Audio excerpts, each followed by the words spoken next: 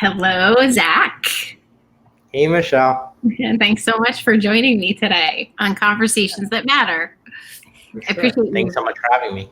I really appreciate you being here. You and I have been friends for quite a while. I've known you. We worked together a little bit. I've just really appreciate watching you and everything that you're doing and everything that you're up to. So take a second to introduce yourself to the folks who are watching, sort of who you are, where you live, what you do. Yeah, sure. So my name's Zach. I live in Manhattan and currently working at Johnson & Johnson. I'm a product analyst in technology. And on the side, I run a mental health nonprofit called 18%. And I also run a video speed dating app called FilterOff. You just have unlimited amounts of time to be doing all of this. It's awesome. It's awesome. So let's dive right into our conversation today. So in the face of COVID, the mental health statistics I want to just highlight here, they're really staggering. According to the CDC, 1 in 3 Americans are now reporting symptoms of depression or anxiety. That's more than 3 times the rate from a similar survey conducted in the first half of 2019. And as you know, for the first time ever, people are experiencing some type of a mental health imbalance just due to the situation of this pandemic and being quarantined. So why don't you start off by sharing with us a platform that I have always adored, your 18%, and sort of what you've been, why you created it, first of all, what it is, why you created 18%, and just have the audience know more about this as a resource. Yeah, sure. So created 18% about 2 years ago, a little over 2 years ago, 2.5 years. And it was really started just taking a step back. I had a close family friend by the name of Lewis. I grew up with his 2 brothers. My parents were very close to his parents, and we moved away. And at the age of 19, Lewis was diagnosed with bipolar and schizoaffective disorder. He was a really talented kid, an A student, musician. He was also an athlete, track and field. And then at 19, he was diagnosed with this mental illness. And 3 years later, he went for a walk and didn't come home. And his remains were found near a river. And I really wanted to do something in his honor when I heard about this from my dad. And it was obviously it's hard to kind of put into words. And I just really felt horrible for the parents, and because they're great people and you never want to lose a child. And I ended up raising money on a crowdfunding platform and raised $40,000, donated the proceeds to NAMI. And after that, I teamed up with my best friend, David, and I wanted to do more for people with mental health and started 18%. And 18% is a free online peer-to-peer support community for anyone struggling. Mm-hmm.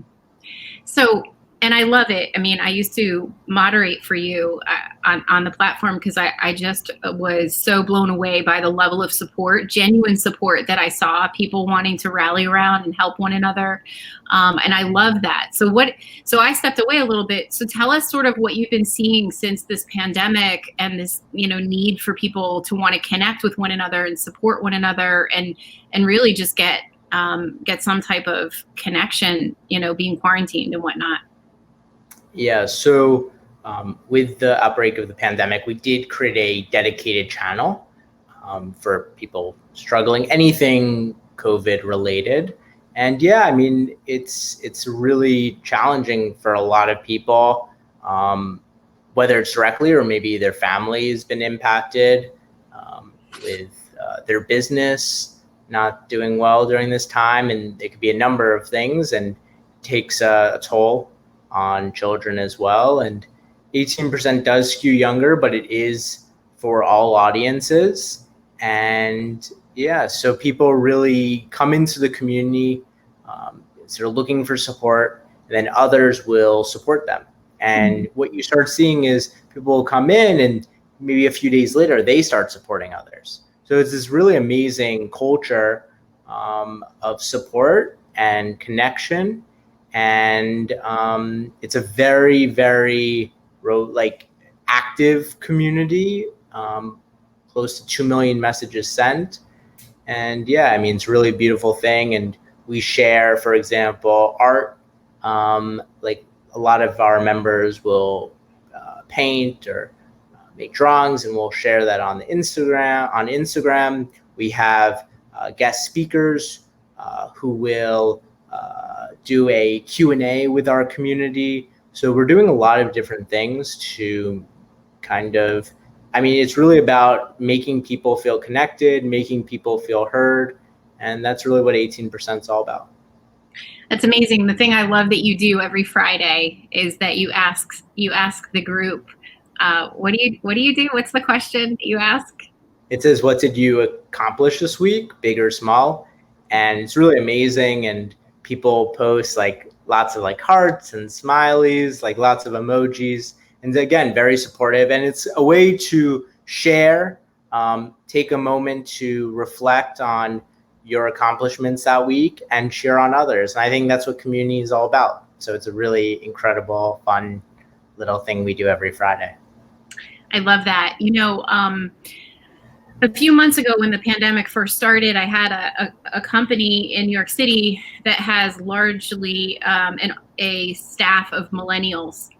They were really worried about millennials working now. They had to work remotely. And so they asked me to deliver my resilience program to their employees and help them connect, because there's this desire. So I know you're sort of in that category. So can you share with us how you've been able to navigate the pandemic and sort of the impact on you and what you've been doing to stay connected? Sure. I mean, I've been staying, I think for me, everyone's situation is different. Running this speed dating app on the side has kept me extremely busy, and it's been a fun experience building it. I've been doing activities outdoors, more hiking, just getting into nature, hanging out with my dad. I was with him for 3 months when I left Manhattan after he got back. He was hospitalized with COVID, and then when he got home, I moved in with him. So yeah, it's really just staying busy and keeping up with working out. I train virtually, so keep up with my health, nutrition, and sleep. So really not trying to, it hasn't really changed a whole much aside from not commuting and probably being indoors much more during the week at least. Yeah. But yeah, so that's kind of what I've been doing and how I've been spending my time. So let's talk more about the connection piece and this mindful dating, this filter off that you've created. It is a different animal compared to the swiping that we all are familiar with. So could you share a little bit more about what filter off is, why it's different, and why you are calling it authentic mindful dating? Yeah, for sure. So yeah, FilterOff is a video first speed dating app. We offer virtual events as well as a matchmaker service, and it's a free app that's global, and it's available for iOS and Android. And the rationale, so by being video first, it's really an experience. You're literally meeting someone face to face. Yeah. And there have been many studies done on how swipe-based applications, and as you can guess, many of the dating apps out there are swipe-based, do lead to depression or anxiety. You want this instant gratification. You're yearning connection. You're always trying to get that match or that message back. And by having a video first dating app, there's no study on FilterOff as of yet. That'd be something that would be very interesting down the line. But I genuinely believe it's much healthier. It really promotes authentic connection. Swiping and texting is a very inauthentic, and it's very difficult to connect with someone. Yeah. You may think that you feel or know this person, but someone could just be a really great texter or really poor texter. Yeah. And when you're face to face, it's a very different experience. You have that level of connection. And I mean, from an authenticity standpoint, meeting in person is the most authentic experience. But one level below that is through video. So like I get, Michelle, your energy right now, right? You could get mine. Like we can vibe through video. However, when you meet in person, it's not always efficient. You may have to do your makeup beforehand, drive there, pay for a drink or dinner or whatever you end up doing. And FilterOff really is that sweet spot around authenticity and efficiency. And that's really the beauty and how it's really and why it's really taken off, being covered in the BBC and the New York Times during this time. So it's really been an amazing experience as well. So it's grown a lot, right? I would think that people just want that connection, and you're different and you're getting some really positive press out there. So it's been growing for you guys, right? Yeah, I mean, it's tremendous growth. I mean, with the press coverage, organic growth, and people share about it. I mean, they want, it really does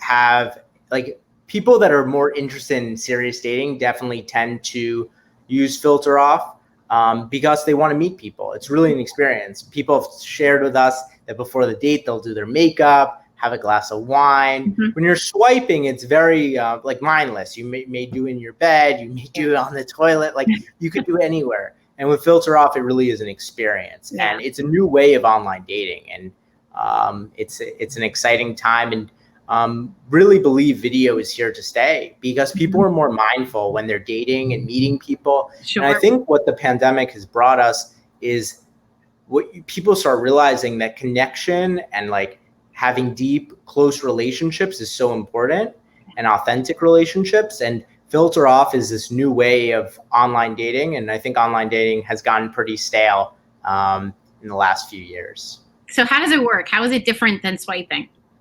Yeah, so we have two features, the events and matchmaker. So with events, based off your location, you can RSVP to an event 1 hour before the event. So these events can be location-based, but they could also be interest-based. So we have religious organizations that'll run events for their communities. And if there's any organizers or nonprofits or brands that would like to run a virtual speed dating event, they could contact me and we can make that happen. And they RSVP to an event, and 1 hour before you get a text to confirm your attendance. And once you click confirm, your dates are scheduled for you. You could see your dates beforehand in terms of their fun facts, their bios. Their photo is blurred, but it's a short date. It's a very short speed date. Once, let's say your first date's at 8, your second date's at 8:03, 8:06, and so on. At 8 o'clock, you press start date. You're entered into a video chat with this individual, anywhere between 100 to 5 minutes, depending on the sort of event. And then after the date, you say whether you like each other or not. If it's a mutual match, you could message, you could jump back onto a FaceTime, all within FilterOff. Our matchmaker service, how it's different, is it's very curated based off of your preferences. And we're adding more robust preferences like, do you like sports? Do you like nature? Things like that to find you your most compatible match. And also based off your location. And we'll put you in a chat with this individual. And the chat intention is you chat to arrange a time to video speed date with them. And then it puts the onus on the user to jump into a video chat with that date. And when two people do agree that they want a video chat, it leads to an 80% success rate of them both saying, I like you and you like me, which is pretty amazing because swipe apps, for men, it's about a 0.6% match rate. And for women, it's a 9% match rate. So as you can see, being video first, it's a very different way of dating and experiencing someone as well. Got it. So it's like you don't know who you're meeting, but you're only meeting with them for a short amount of time. And you get to sort of see, like, do I feel a connection? Do I feel interested in talking again? Is that how it works? Yeah, it's like the first date before the first date. With Matchmaker, we actually do unblur the photos. The photos are no longer blurred, just based off of user feedback. So you could pass on the dates. We give you 3 to 5 dates a week. So events are blurred, Matchmaker's not. So it's kind of based off of your preference. You could do both. So it's a really fun experience, and yeah. Awesome. I love it. And people can find it at where can they find FilterOff? Yeah, so FilterOff, it's an iOS and Android app. Our website's getfilteroff.com, and you can install it on your app store. And then with 18%, it's just 18%.org, and you'll sign up and you get invited into the community, and you could use that on your phone or any device. Awesome. So when I was with you, when I worked with you, we were both part of a mental health community at work, talking about removing stigma. So just to kind of shift back to that topic, I think that now we're living in a time where a lot of people are dealing with mental health challenges. The thing that I loved about our friendship was it was kind of rooted in this mental health conversation, where we were both really, really passionate about causing more change and more acceptance, so people don't have to live in shame and fear. I guess before we sort of start to wrap up, I wanted to get your thoughts on, what is it that you think people can be doing to help with this mental health stigma so more people get support? Because I think the thing that really scares me, Zach, is what's going to happen in the fall and the winter if we still are dealing with the pandemic and we don't have the luxury of going to restaurants, and we don't have the luxury of, eating outside or being out in nature because it's going to be cold. Do you have any words of advice or wisdom, or just things that maybe you've been hearing in your mental health community of what people can do to support a stigma-free environment or prepare for, not having this beautiful weather that we're dealing with in a few months? Yeah, I think just checking in on someone is really nice. Again, a text is nice, but a video chat is definitely a level above based off of everything we've discussed today. And yeah, I think, and then a lot of it, right, is based off your employer. Hopefully they're understanding, and many are not, right? And that's a challenge, and it's slowly, I think, shifting. The more people talk about it, the more it gets into the mainstream media that people are impacted and having mental health challenges, especially during these stressful times. And yeah, I think it really comes down to feeling supported. If you're having a really tough day, discussing it, or being able to just take the day off, or perhaps meditating. I mean, there's a number of things, number of resources out there. 18%, one of our newsletters, we did a COVID edition with many resources. So if you go to 18%, you go to the newsletter section, you could see the COVID edition with many resources, like I mentioned. So there's a lot of things out there, but I think a lot of it is just feeling connected. Yes. And it's tough. Like in the moment, everyone has their ups and downs. And when you're down, sometimes it's tough to take some sort of action. You just have to remember, maybe hopping onto 18%, maybe meditating, maybe just taking a walk outside and getting some fresh air and sun. Obviously, in the winter, that may look different, but maybe just doing some exercise, doing some push-ups, doing some squats, just to get a rush of dopamine. So, but yeah, I mean, I think in the moment, that is perhaps the hardest, because it's very easy to reflect when you're feeling good. Yeah. I like that. And you're right. You don't always want to take an action when you're feeling bad, but you should. And I love this whole theme of connection in everything, all the work that you're doing. You facilitate connection with people who maybe need mental health support. You're facilitating connection for love. I mean, everything that you're doing is about connection and using your expertise in technology to bring that to people. So hats off to you. You're doing great work. It's really amazing. Thanks. So I mean, that's what I enjoy the most, right? Growing up, having very deep relationships with my family and with friends. It's always been, when I think about it, I'm usually at my highest when I feel most connected, and having a strong background in technology, if I can help connect others with the areas of interest that I'm most passionate about, which is mental health and online dating, I think I could help a lot of people. So that's why. Wait, I have to ask the question. How's online dating for you? I mean, I enjoy it. I meet, I've gone on dates. Some have gone poor, some have gone okay, and some have gone pretty good. I mean, right now I'm single, but I mean, it's like a process like anything else.